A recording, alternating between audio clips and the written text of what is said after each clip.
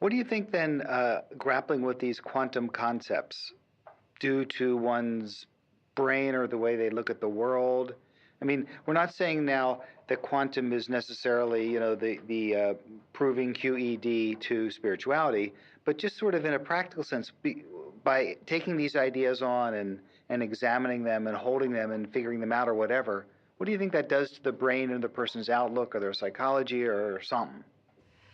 Well, what I do think is that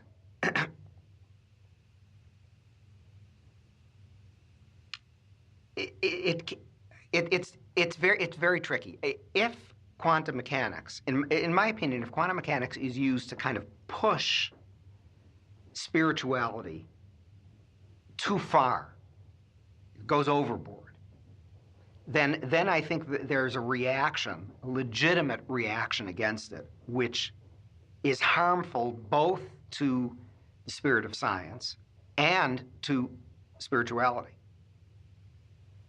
The flakiness factor gets too high, what you call the cheese factor, and people run away from it. I mean, it's insustainable in the end. The proof just won't be there. On the other hand, there is something I believe that's very subtle and important if it is approached properly, and that is that prior to quantum mechanics, the completely classical, purely mechanistic view of the world, which basically says, and this is a very hard-edged. What I'm going to say now is a hard-edged, just purely philosophical concept, and its implications may not be immediately evident because it just sounds so dry. But the root expression of the mechanistic worldview was simply that everything that happens in the world, including everything that happens to human beings, has a prior physical cause. That's all. I mean, it sounds like, well, how can that be so powerful?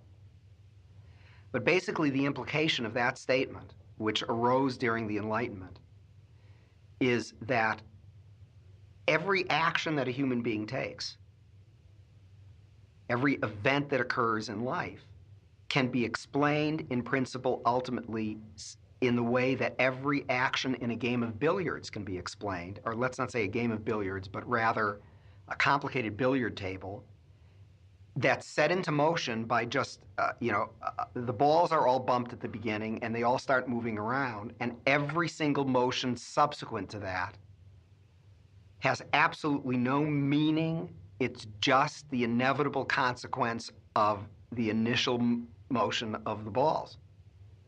And so anything that you do in your life that you think is purposeful, intentional, meaningful, all of those thoughts about intention and purpose and meaning, it's all a complete illusion. In fact, even the concept of illusion is an illusion. Because nothing's happening. It's all just a dead game, not even a game, it's just a dead system unwinding as a consequence of those initial physical motions. And that physical understanding is unbelievably powerful, not just as a philosophical concept that was introduced in the Enlightenment. That principle actually is what allows every single piece of equipment that's in this room to have come into existence. It's why all the lights work. It's why this camera works, why the microphone works. It's why the chairs that we're sitting on, this hotel room, many of us are on medications of one sort or another. Is why all those medications work. And we could go down the list of everything in this conference, and almost every single working object in our system of life is utterly dependent and came into existence as a consequence of the power and genius of that proposition. And so even people who don't believe it or understand it have been, from their toes to the top of their heads, completely and thoroughly soaked and immersed and infected by that. And so without realizing it, let me overstate this proposition a little bit.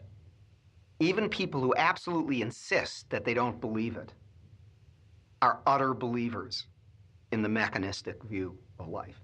It's impossible not to have been completely and totally infected by it. It dominates everything. And it has stripped us of almost any vivid sense that the world and the universe is actually alive. It's like a poison that has just seeped into everything. Even people who insist they don't believe it are affected by it. So is quantum the antidote? Maybe it is. It's the one, in my opinion, it is the one scientific discovery ever. I don't think anybody can name a single rigorous scientific discovery that stands in rigorous opposition to that proposition that everything in the universe can be explained by a prior cause. That's why Einstein hated quantum mechanics. I mean, he said exactly that.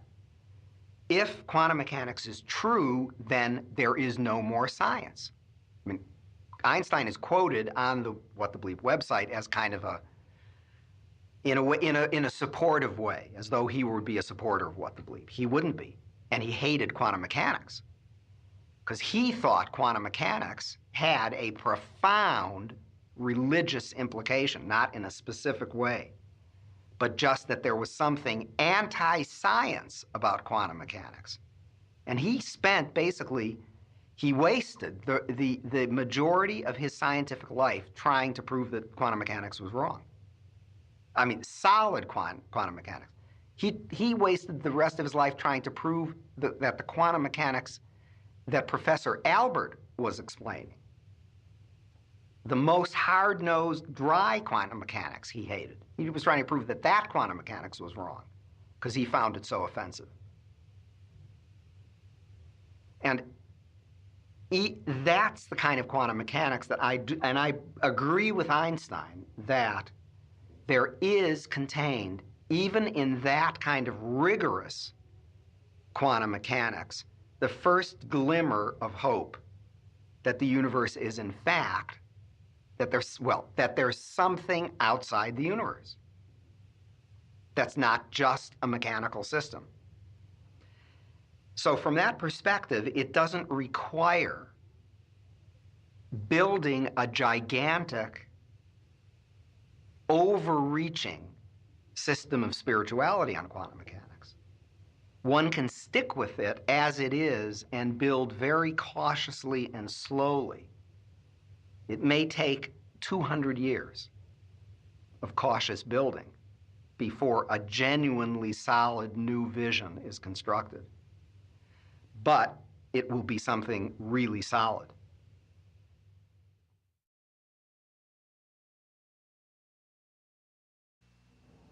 Now, what about the fact that mystics will go into their mystical states, and they all seem to report that basically they're in a heightened awareness or whatever they call it, and they say everything is one, where they perceive the universe as one. This seems to be able to perceive the superposition. So, you know, what does this have to do with mysticism? I mean, you've heard, all is one.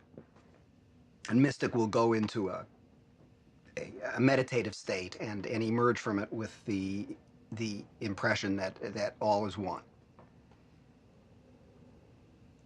I mean, I'm inclined to be a little bit sort of épater les bourgeoisie here and say, well, it has nothing to do with it whatsoever. It's two completely unrelated phenomena. Well, maybe it isn't. Maybe there is some kind of a connection.